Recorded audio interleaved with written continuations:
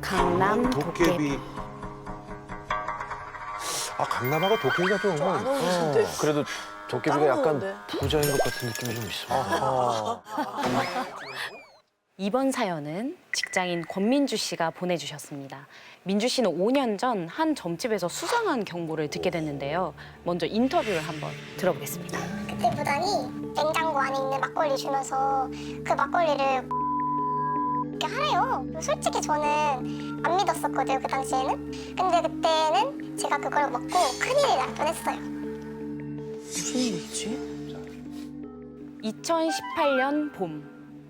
대학을 졸업한 저는 취업을 위해 열심히 구인구직 사이트를 뒤지고 있었어요. 딸깍딸깍 분노의 마우스 클릭을 하고 있던 그때 눈이 번쩍 뜨이는 공고문을 발견했어요. 꽤 높은 연봉인데도 경력 무관. 오, 회사 규모도 크고 위치가 무려 강남? 그토록 꿈꾸던 강남의 커리어먼이 될 저로의 찬스였죠. 저는 바로 이력서를 넣었어요. 그리고 며칠 후 기적처럼 합격 통보를 받았습니다. 오, 쭉쭉이네. 첫 출근 날 설레는 마음을 가득 안고 회사에 도착했습니다. 안녕하세요, 권민주입니다. 잘 부탁드립니다. 저는 사무실 문을 열자마자 90도로 인사했습니다. 그런데 아무도 내 인사를 못 들었나? 아니, 민망할 정도로 너무 조용한 거예요. 네. 싸하네. 그래서 슬며시 고개를 들고 주변을 둘러봤어요. 아니, 30명은 앉을 것 같은 큰 사무실에 5명 정도밖에 안 되는 인원만 덩그러니 있는 거예요. 나 외근 나갔나 보다. 이상한 건 그뿐만이 아니었습니다. 2018년은 코로나가 터지기 전이라 버스나 지하철에서도 마스크를 낀 사람이 잘 없잖아요. 그렇지. 그 당시에는 그렇죠. 맞아요. 예. 그런데 여기 직원들은 무슨 전염병이라도 번진 것처럼 마스크로 얼굴을 어허. 꽁꽁 싸매고 있었어요. 오. 사무실 분위기가 왜 이래?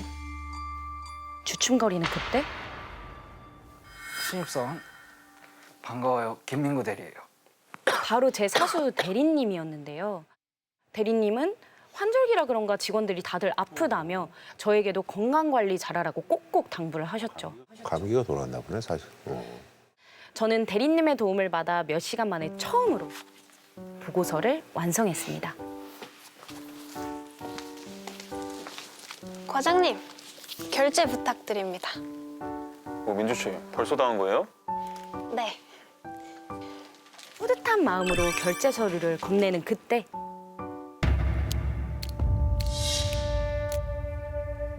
과장님, 과장님의 코에서 피가 흐르고 있었어요. 코피.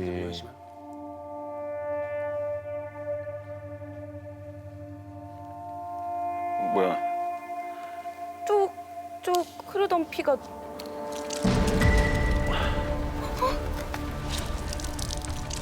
이제는 분수처럼 막 터져 나오는 거예요.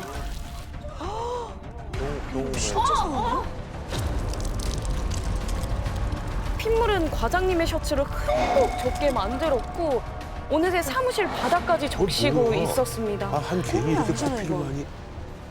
다행히 과장님은 정신을 차리셨고 병원을 가며 상황은 일단락되었습니다. 첫날부터 이게 무슨 난리인지 피로 물든 사무실은 뭔가 불길한 느낌으로 가득했죠. 그렇지. 그로부터 한 달 후. 회사 화장실에서 손을 씻고 있던 때였습니다. 머리가 너무 어지럽고 그 눈앞이 빙빙 도는 게 까딱하다가는 막 정신을 잃을 것만 같은 거예요. 사실 며칠 전부터 몸이 으슬으슬 아파왔는데 뭐 아무리 약을 먹어도 나아질 기미가 전혀 보이질 않더라고요. 아, 이상하다. 세면대 앞 거울을 보자 진한 다크서클에 넋이 나간 듯한 눈빛. 말 그대로 산송장이 따로 없었습니다. 병원이라도 가봐야 하나. 그때 코피가 나는 거예요. 급하게 손으로 막아봤지만 어떡하지? 피는 멈추지를 않았어요. 마치 수도꼭지를 튼 것처럼 계속해서 쏟아졌습니다. 과장님이 그랬던 것처럼요.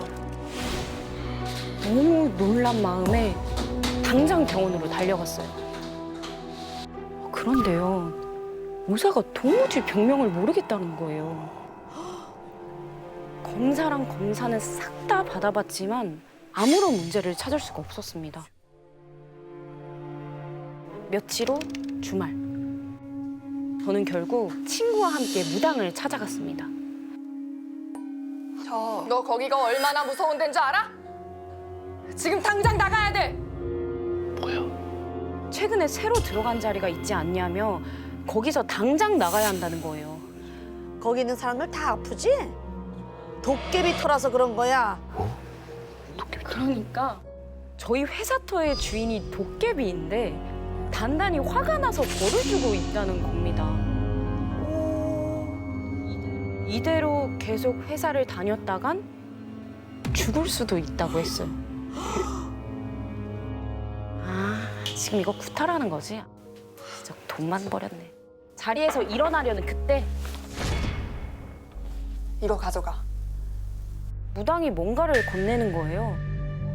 그건 막걸리 병이었습니다.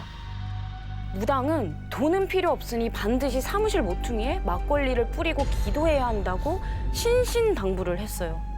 네가 안 달래주면 사람 죽는 꼴 보게 된다.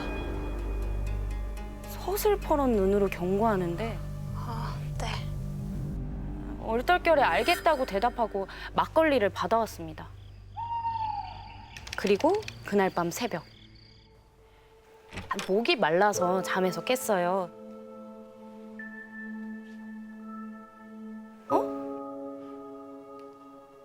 테이블 위에 있는 막걸리가 이상하게 너무 맛있어 보이더라고요.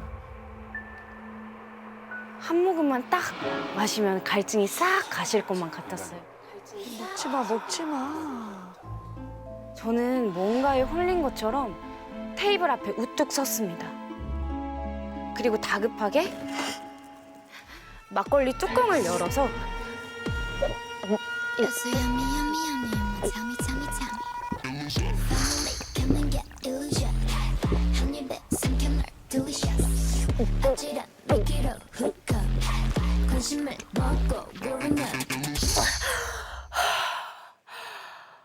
진짜 시원하고 맛있더라고요. 다 먹었나 봐. 뭐야, 벌써 다 먹었네? 저는 그제야 만족한 듯 다시 침대에 누울 수 있었습니다. 앞으로 닥칠 일은 까맣게 모르고 말이죠. 몇 시간이 지났을까?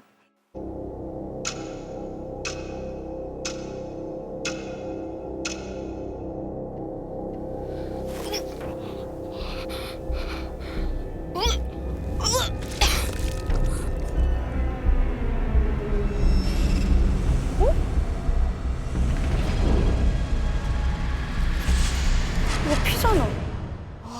피었어. 제가 토해낸 게 다름 아닌 피였던 겁니다. 그런데 그때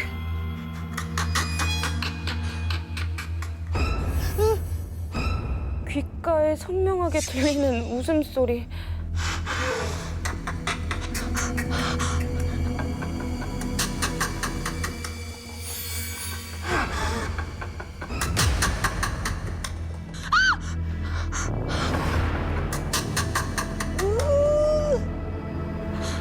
누구세요? 그걸 네가 왜 먹어? 그걸 네가 왜 먹어? 설마 막걸리? 그럼 이게 도깨비라고? 근데 너무 평범한데? 그런데 그런 제 속마음을 마치 읽기라도 한 것처럼 별로 안 무서워. 네가 뭘 무서워. 나서는지 나는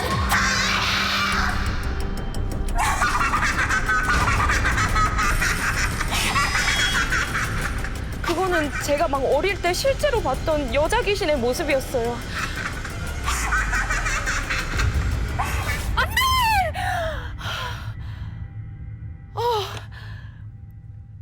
눈을 떴을 때는 이미 다음 날 아침.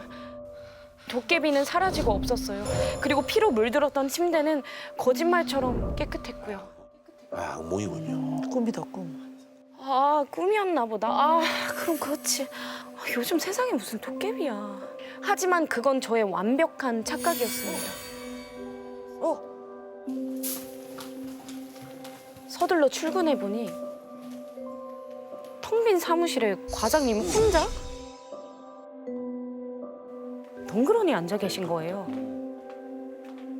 저 과장님, 혹시 다른 분들은 다 어디 가셨어요?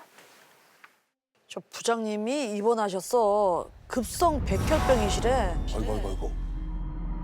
백혈병이요? 다른 사원들은 아파서 결근하고 이게 다 뭔 일이래. 다 아플 수가 있나? 그럼 무당이 한 말이 전부 사실이었던 거야? 네가 안 달래주면 그걸 네가 왜 먹어? 사람 죽는 꼴 보게 된다. 이 모든 게 무당의 말을 무시한 제 탓인 것만 같았어요. 하루하루 너무 불안하고 무서웠어요. 그리고 결국 저는 끔찍한 비보를 듣게 됐습니다. 그건 부장님의 백혈병 소식을 전해줬던 과장님의 부고 문자.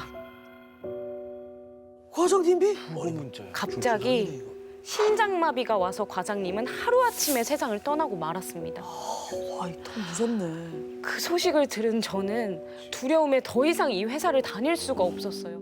그리고 바로 사직서를 내고 짐을 정리하러 갔다가 회사에 얽힌 충격적인 비밀을 듣고 말았습니다. 뭐야 대체? 또 있나 봐.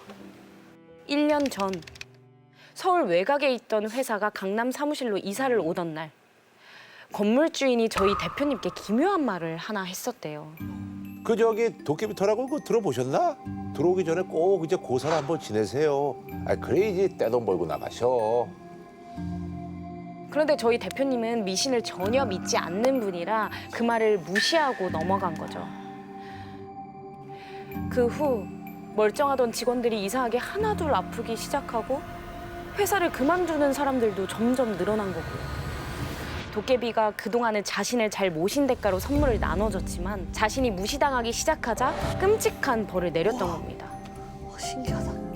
결국 그 회사는 제가 그만둔 뒤 폐업 수순을 밟게 됐어요. 정말 괜찮으세요? 이게 다 도깨비 짓이었을까요? 혹시 여러분이 다니는 회사 이상하게 누군가 자꾸 아프지는 않은가요? 만약 그렇다면 꼭 제 얘기를 귀담아 듣길 바라겠습니다.